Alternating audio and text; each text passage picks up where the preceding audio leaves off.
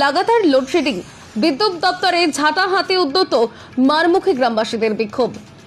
সুন্দরবনের গোসাবা ব্লক 9টি ছোট ছোট দ্বীপ নিয়ে গঠিত গোসাবা রয়েছে। গোসাবা, পাখিরালয়, সাতজেলিয়া, লাহিড়িপুর, বালি, মথুরাখণ্ডের মতো দ্বীপ এলাকায় বিদ্যুৎ সরবরাহ থাকলেও তথৈবচ প্রতিনিয়ত বিভ্রাট, ঘন ঘন লোডশেডিং, কোথাও আবার লো ভোল্টেজ, এমনকি 3-4 ঘন্টার লোডশেডিংও হয় বলে এলাকাবাসীদের অভিযোগ। দীর্ঘ প্রায় 1 মাস এমন ঘটনায় জর্জরিত এলাকার মানুষ।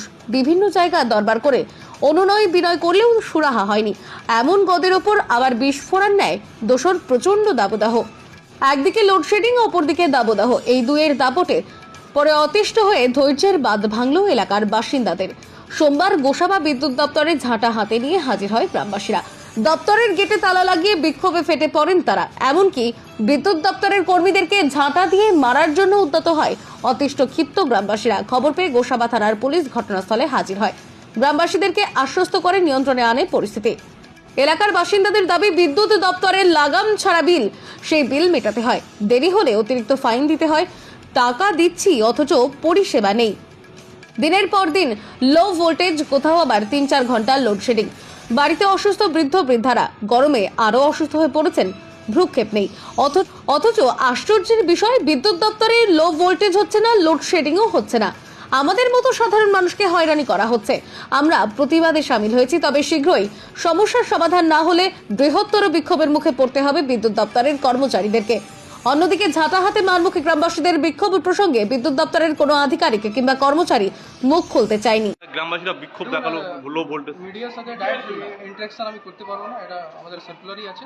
সাহেব কোথাও বললেন, সাহেব 2টোর সময় চলে আসে, ওনারা বললে ভালো। এই গ্রামবাসীরা আপনাদের উপর হামলা করলো, এটা কি বলবেন যে এই বিদ্যুৎ সমস্যা নিয়ে? আমাদের আছে সার্কুলার আছে, আমি কথা বলতাম মিডিয়ার সাথে, কিন্তু আমাদের সার্কুলার আছে। আচ্ছা, আপনার নাম আর কোন পদে আছে? দিলীপ স্যার জুনি। বিক্ষোভের কারণ দেখি আজকে, বিক্ষোভের কারণ দেখি আজকে। বিক্ষোভের কারণ হচ্ছে এক মাস ধরে এরা কারেন্ট মানে আমাদের ইন্ডিকেটর পর্যন্ত আলো জ্বলে না। সবার আমাদের পাড়ায় রুজি রোজগার হচ্ছে ভ্যান চালিয়ে খায়, তার উপরে সবার গাড়ি বন্ধ।